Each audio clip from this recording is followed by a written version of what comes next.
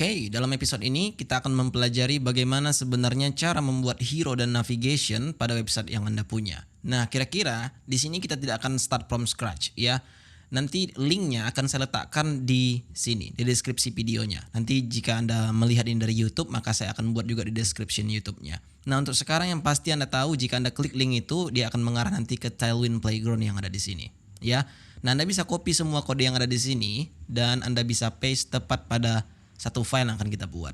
So oleh karena itu Anda bisa pergi ke text editor Anda buka komponen dan di sini Anda buat satu file dengan nama navbar.js ya.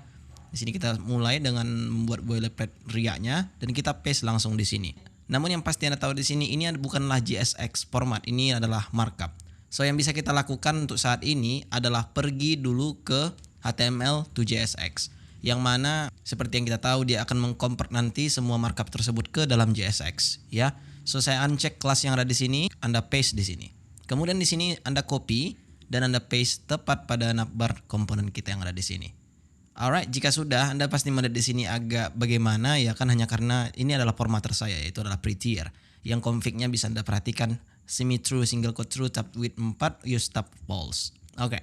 Sekarang harusnya jika kita refresh di browser tidak akan ada terjadi apa-apa kecuali Anda import ke dalam indeksnya. So kita pergi dulu ke page, di sini ada index.js, Anda bisa masukkan itu tepat di sini. Namun coba dulu ini wrap dulu ke dalam node RIA ya. Saya akan cut dulu seperti ini kira-kira. Nah, di sini saya akan masukkan navbar tersebut seperti ini. Refresh, kira-kira ini dia, which is very cool. Namun di sini kalau kita buat namanya navbar kurang bagus ya. Bagaimana jika misalnya kita buat bukan navbar namanya, tapi adalah hero misalnya. So oleh karena itu saya akan rename yang ada di sini hero ya ini update importnya aja. Kita untuk sekarang no aja biar supaya kita bisa telaah ya. Di sini hero, di sini hero, kemudian kita tadi di index.js di sini harusnya hero ya, yang ini juga hero. Semua berganti ya, 3 3 1 2 3. Alright, refresh, kita akan mendapatkan hasil yang sama. Nah, masalahnya di sini Anda lihat perbedaan antara Tailwind display ini dengan punya kita. Di sini jelas bahwa ada container yang itu sudah di config ini.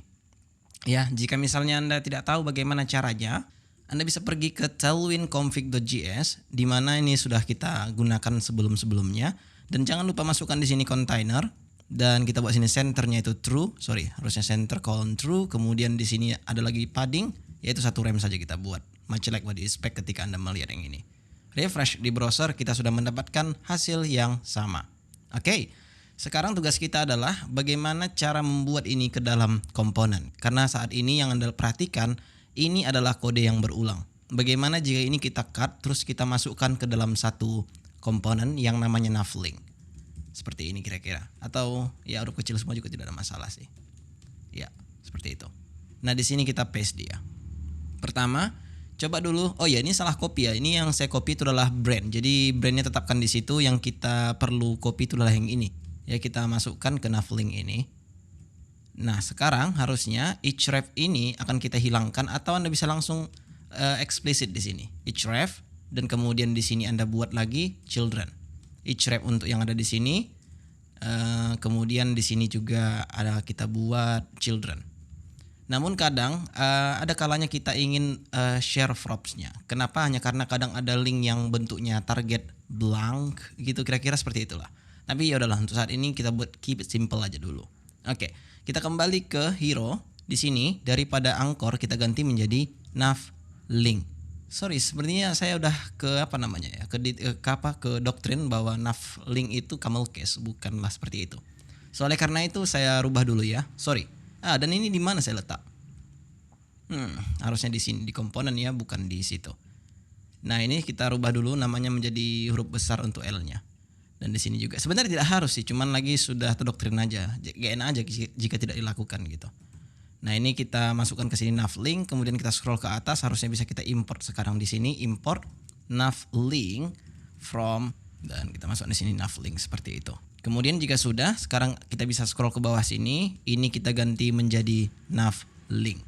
Ya, kemudian kelas ini bisa kita hilangkan satu persatu karena kita sudah mempunyai navlink di sini, sehingga yang kita rubah itu hanyalah href-nya saja mau kemana, kira-kira seperti itu.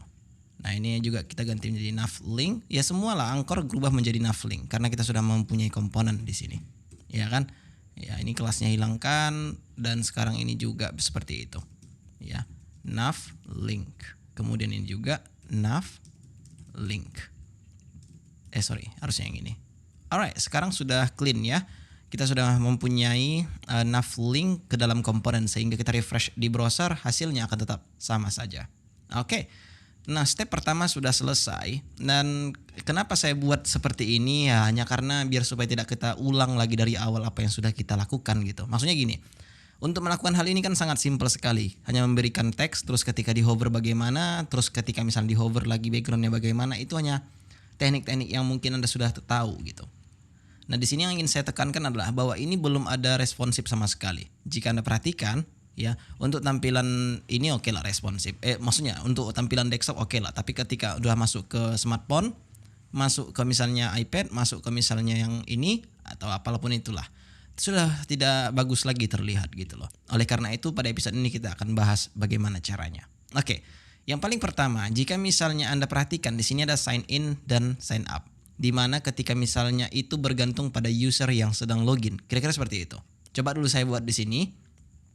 Cons out, dan di sini kita masukkan dulu checknya itu adalah false, atau kita buat dulu untuk pertama true, dan kemudian di sini kita buat untuk datanya ya user, misalnya seperti itulah. Nah di sini kita masukkan itu simple saja, cuma untuk name saja, biar supaya kita dapat example-nya dengan sangat serius di sini. Nah out ini akan kita masukkan tepat di menu sign in sign up. Kenapa seperti itu?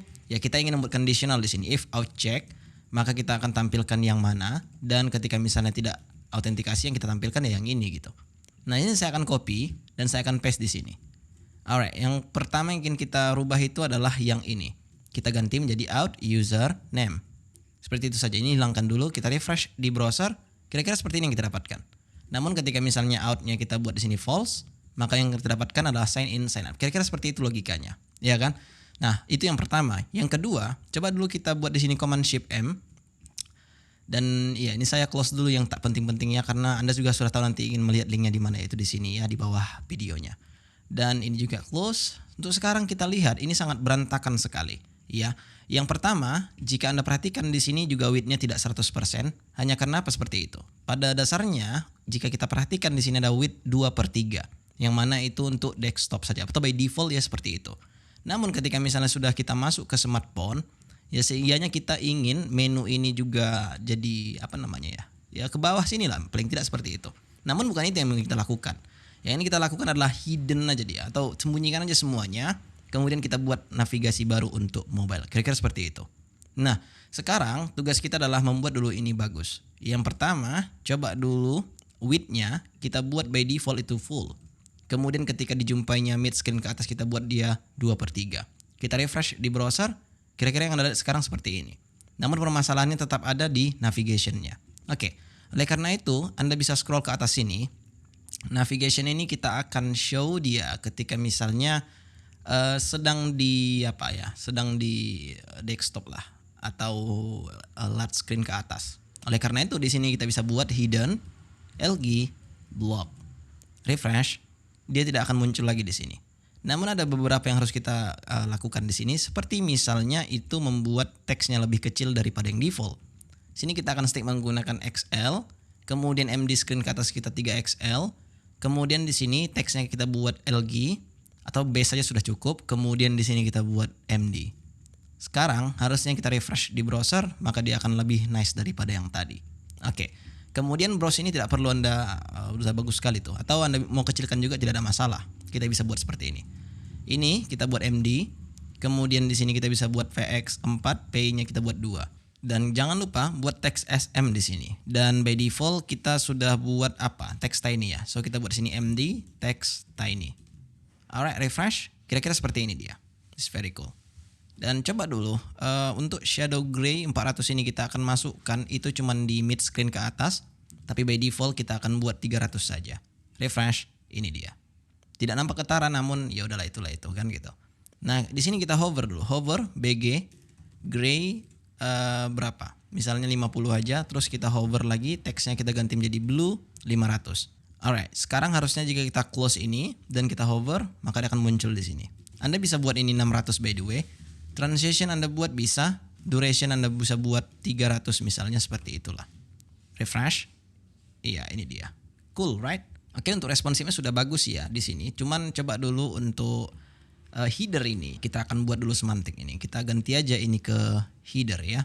Dan kemudian ini kita buat LG atau MD, dan kemudian kita buat di sini 4 by default. SM kita buat dia PY8. Sehingga kita refresh, ini dia. Nah, sekarang jika misalnya kita besarkan sampai dia small screen, maka dia akan bertambah menjadi 8. Ketika misalnya sudah masuk di large screen, dia akan berubah menjadi 16. Kira-kira seperti itulah. Jadi jelas di sini.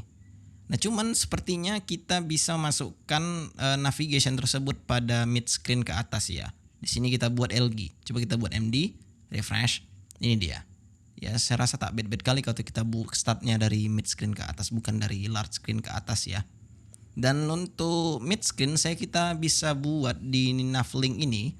Ya, memang by default teksnya tiny. Coba kita buat di sini tiny. Tapi ini kita mau dia large screen ke atas. Kemudian ketika misalnya MD, kita mau dia teks SM. Sehingga dia lebih kecil daripada yang Anda lihat tadi. Kita besarkan sedikit, maka dia teks small. Tidak ada salahnya jika Anda buat di sini font medium dan refresh, maka dia lebih besar daripada yang tadi. Tadi kurus sekali soalnya. Ya. Nah, kira-kira pada episode berikutnya kita akan bekerja bagaimana cara membuat drop down-nya itu di mobile. Alright, jika Anda tidak sabar, saya akan melihat di video berikutnya.